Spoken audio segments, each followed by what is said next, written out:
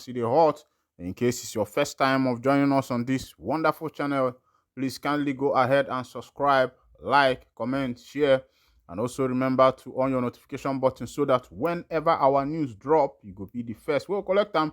In case you have not joined our social media handle, kindly go ahead and subscribe. It don't shell mata everyday bata na we dey see for this Biafra land. But one thing I know is that Umu Chineke must prevail. Umu Chineke aye, Umu Chineke aye.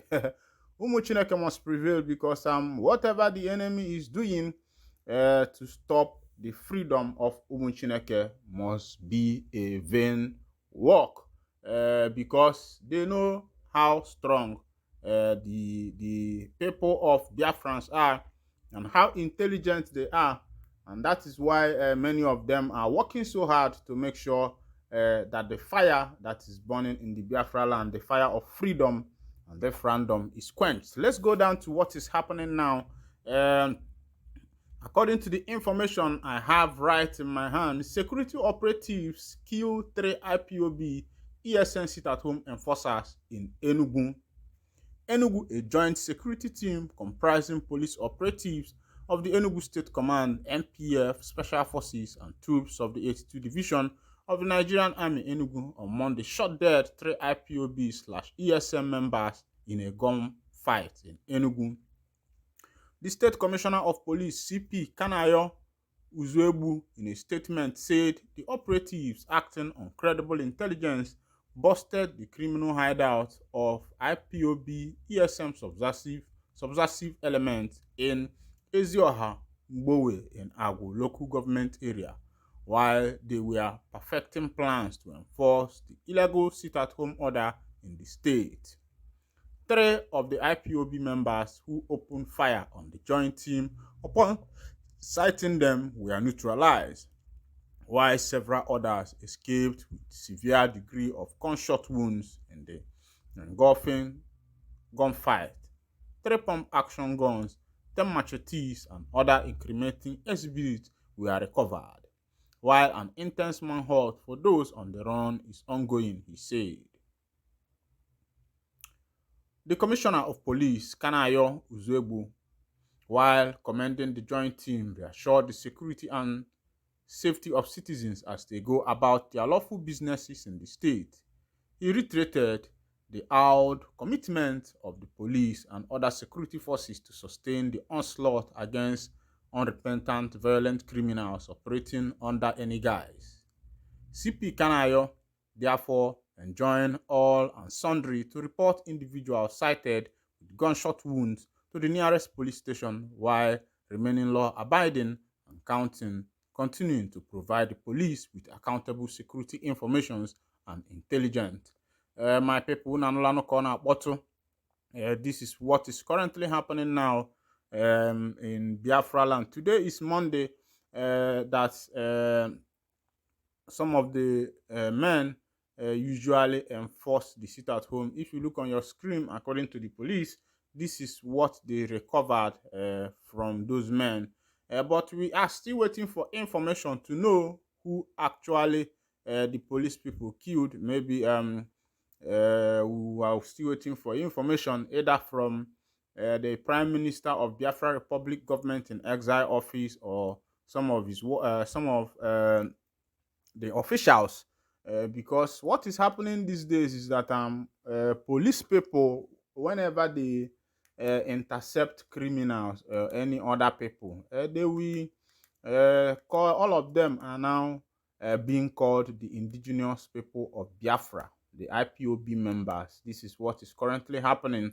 And of course, you know that some hoodlums also have hijacked this struggle, using it to do whatever they want to do, using it to achieve whatever they want to achieve. Some criminal elements have also hijacked the struggle in order to use it and be making money or to be terrorizing the people. Also, police have taken it as their responsibility that whenever they catch anybody, you see them tagging that person as IPOB members, which is not supposed to be. So I think before the police should be releasing their information, there should be a proper investigation in order to ascertain whether these people are members of the IPOB or not.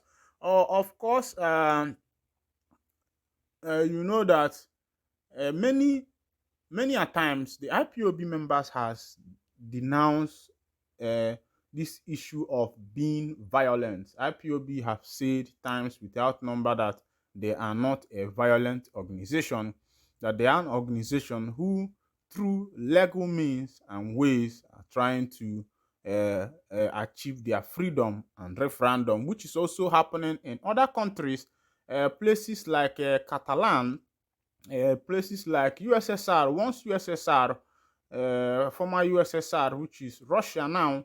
There are a lot of countries that pulled out from that country. Countries like Ukraine, Poland, all those countries pulled out from the USSR. And I know the struggle was not quite easy for them then, but at the end of everything, they were able to achieve their dreams, even though that Africa is somehow a different place where the makers of law make the law, and at the end of everything, you see them flouting the same law that they have made.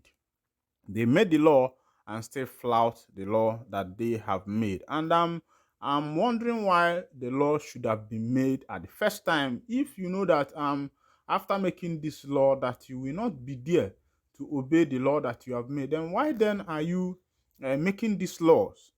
Look at what is happening in the issue of Mazen Nnamdi Kanu. Nnamdi Kanu has been discharged and acquitted by the appellate court, but during the time of Muhammadu Buhari, we find out that these guys has refused to release him.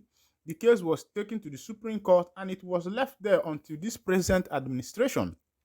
And up to this present administration, they have not done anything to, make sure that, okay, let's see how best that we can release this guy. Let's see how best that this guy can go free. Let's see how best that we can see about what is happening on this guy's case.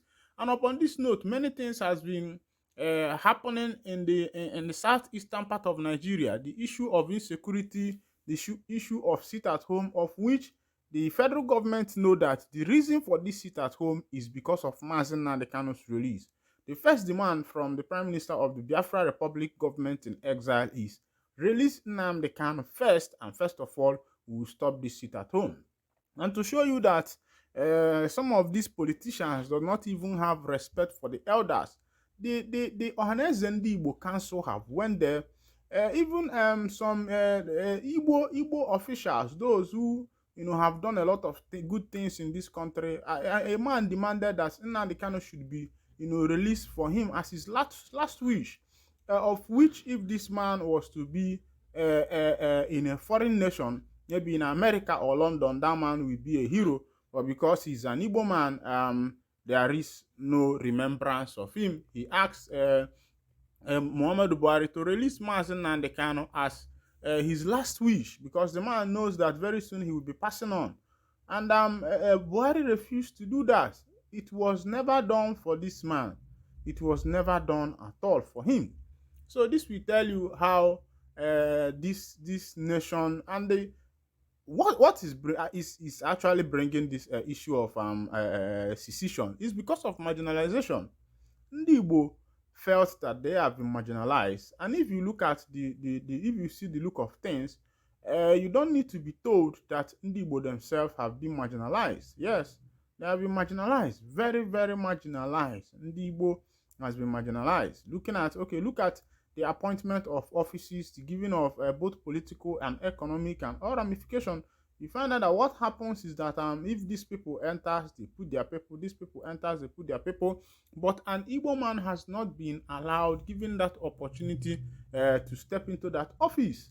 And you see, whenever an Igbo man arises to maybe to come, struggle for the office of the presidency, you see the enmity from other tribes.